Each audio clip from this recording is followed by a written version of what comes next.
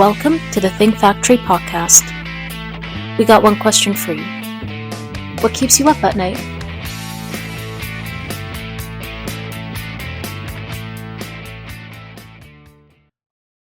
Hello, and welcome to the Think Factory podcast, where we speak with business leaders and talk about pressing industry issues, ways to grow your business, expand your career, and become better business leaders.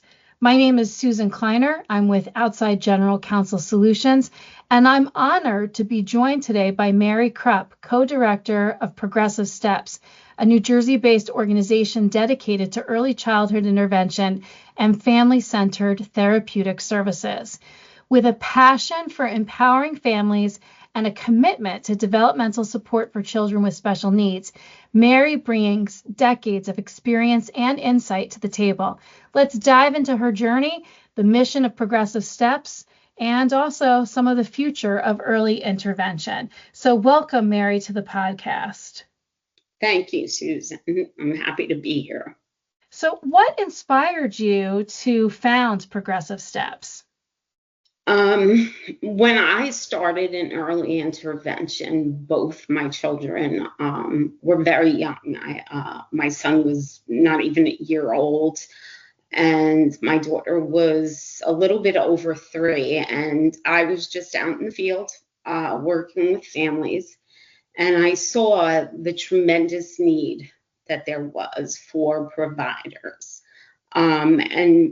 I'm working with moms who were my age, and I saw how scared they were of the unknown, not knowing what the outcomes would be for their child in the future. And at that point, early intervention was going through a tremendous amount of changes, and there was a need for providers.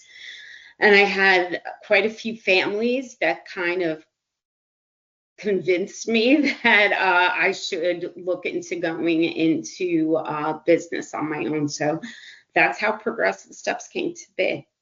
Now, just for people who don't know, can you explain what is early intervention and how do families get early intervention?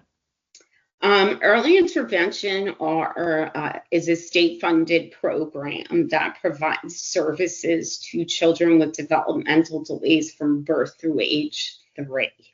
A family does not need a diagnosis, and they actually don't even need a referral from a doctor. They can simply call the state. There's an 800 number available to them, and describe to the intake coordinator what their concerns are.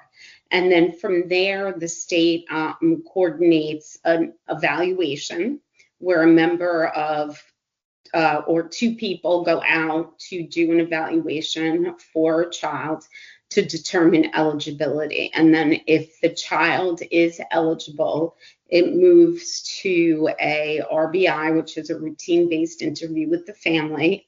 And then it goes into IFSP, which is an individual family service plan, to determine a plan that works best for the family and child based on the child's individual needs. Once the plan is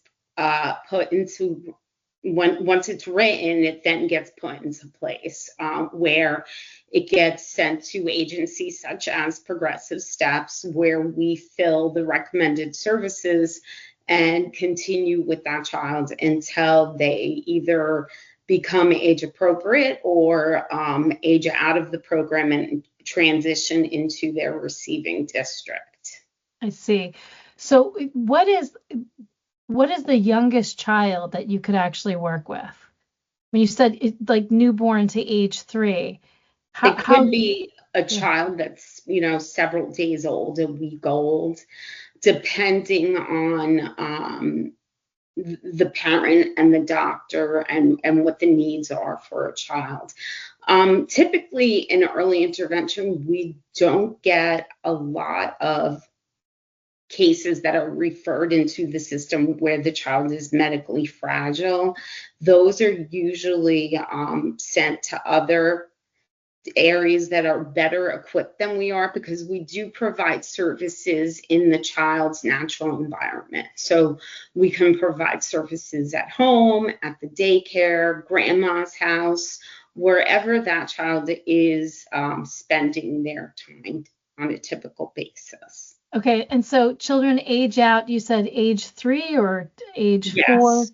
Yeah. So the day before the child's third birthday, they are no longer eligible to receive early intervention services, at which point they've already been transitioned. So early intervention also helps the family get in touch with, contact their local school district, to inform them that their child needs to be evaluated to see if they're found eligible to receive services once they turn 3.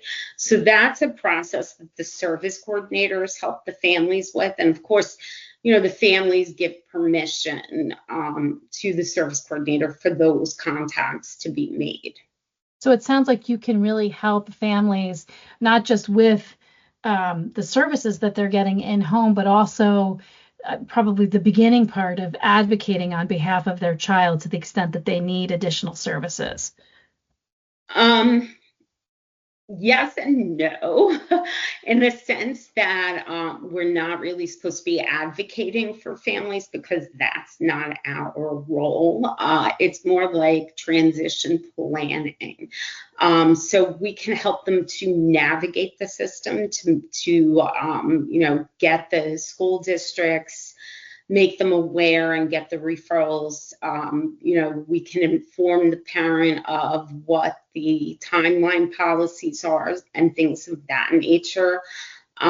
Years ago, it was very different. Providers would advocate for families, but we've been told, and it's been made very clear, that that's really not our role. Our role is really just to help them with the transition component. That makes sense. So what would you say are some of the biggest challenges families face when they're navigating early childhood developmental delays? There's just so much information out there. And I think that a lot of the families, when they start to read all of the different information, it's hard to apply it to how it relates to their child as an individual. There's been a lot of documented information about families and their own journeys and what has helped them. And I've worked with families where, they'll read something that says my child was struggling and they had 10 hours of service, but they only had 1 hour a week of speech therapy. So once he got that second hour a week of speech therapy, his life changed. And so then parents will feel like, that's the missing component. We're only getting 1 hour a week of speech. We need 2, and he'll be fine. It's to take a step back and to say, my child is unique and individual, and his needs are very different than what my neighbor's needs would be. Even though they may be going through the same journey, the two journeys will look very different. And it's the fear also, because they're so young. The parents themselves, they're young, this is all new to them. This is not something that they were expecting. For many of these families, they felt that they had a typical child, because they were meeting many of their milestones at the well care visits at the pediatrician's office, until one day they were no longer meeting milestones. And that becomes very scary. What's happening, what's going on with my child. And for many of them, especially, today with the internet and AI, there's so many different ways to get information. It's overwhelming. And then to kind of dig through all of that information and find what applies to your child when you're in that state of fear, it's very hard for them. It's very overwhelming. It sounds like it's very overwhelming. So I know one of the things on your that Progressive Steps does really well is that they ensure that services are culturally sensitive and family centered. And I'm curious, how is it that Progressive Steps does that? Well, we try to hire providers from within the community that they're servicing so they can relate to the families and they're aware of the different resources that are available to each of the families. We try to, fill the cases with providers that speak the same language that the parents are speaking. We do trainings that give insight to our providers based on the different types of situations that they might come into. And it really just kind of expands on how the provider is approaching the family and how they're interpreting different situations. And it teaches them to do reflective practice, to kind of take a step back and look at what the parent is seeing from their point of view. So it sounds to me like for both of these things that we just talked about, for families dealing with the fear, information overload, and then, even dealing in a culturally sensitive manner, it's really important for Progressive Steps and your providers, to work with families one-on-one, and you're treating the child, obviously, but also the family. And I'm curious for this one other issue. I think one thing that comes to mind for me when I think about early intervention would be, is there some stigma that you also have to overcome when you're working with families? Is that also an impediment sometimes to families getting the services that they need for their children? I'd like to say that the stigma is no longer there. I mean, I feel that it certainly has changed from when I was younger. When I was younger, it was approached that, oh, my child is different, let's try to hide them. As opposed to now, parents are educating themselves regarding the delays and they realize how important services are, so they're fighting for more services. However, we still run into a lot of families where they're almost embarrassed. Well, I don't want to say a lot, but many families are either embarrassed or it's culturally not okay to have a child that has developmental delays, where, there's still cultures that they feel that the reason why a child has delays is because the parent did something wrong. And this is kind of their karma.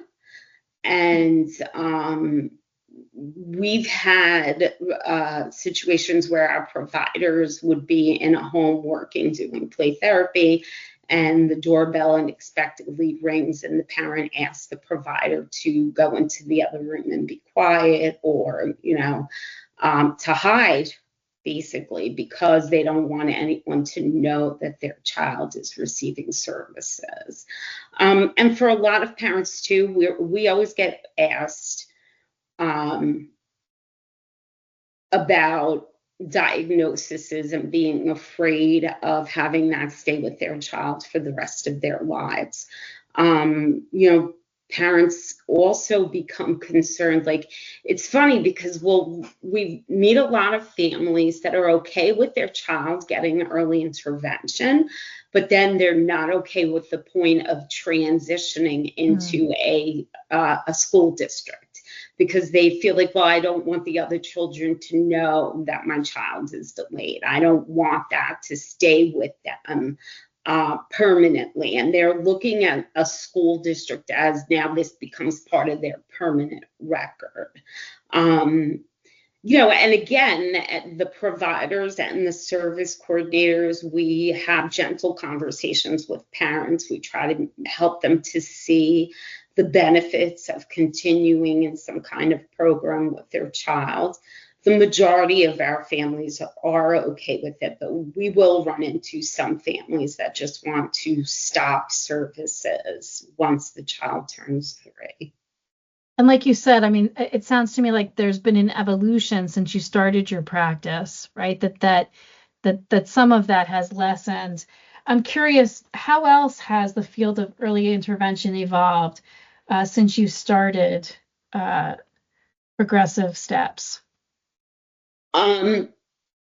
Well, I think that we as providers are getting better with training families, coaching them and teaching them on how to carry over strategies throughout the course of their day, how to take things from within their environment and utilize them to help their child reach their goals.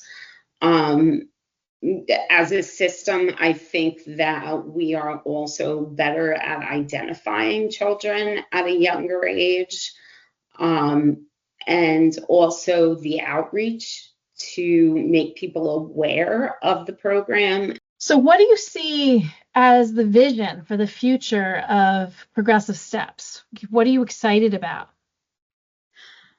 So I'm excited about continuing to help families and to hopefully expand so that we can reach out into other states and hopefully be able to help children past the age of 3.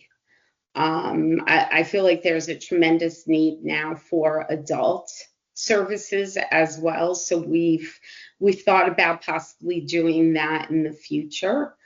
I know that there are other states that need services, and we're looking into expanding into different areas as well.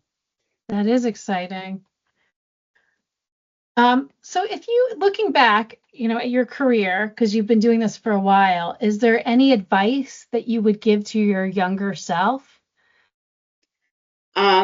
Yes, I think I would tell myself that have the same kind of patience for yourself and for mistakes, because they do happen, and to learn from them rather than getting upset with them, and accept them as it's part of life. It's growing pains, and I know that I am very good about doing that for other people, and to say, people make mistakes, nobody's perfect. I always say, I don't expect anyone to be perfect. So to kind of, if I went back, instead of getting so hard on myself in the beginning, I would have taken it more as a learning experience and grown from it, rather than spending the amount of time that I did being upset about it. I hear you. I think some of that comes with age. I think it's with age that you learn how to give yourself that type of grace. But yeah, I mean, if we could all just talk to our younger selves and say, be a little nicer. Yeah. But that's age and experience, right? To understand that we learn from all of those things. Well, that's really great. We ask everyone who appears on the Think Factory this one question, and it is, what keeps you up at night?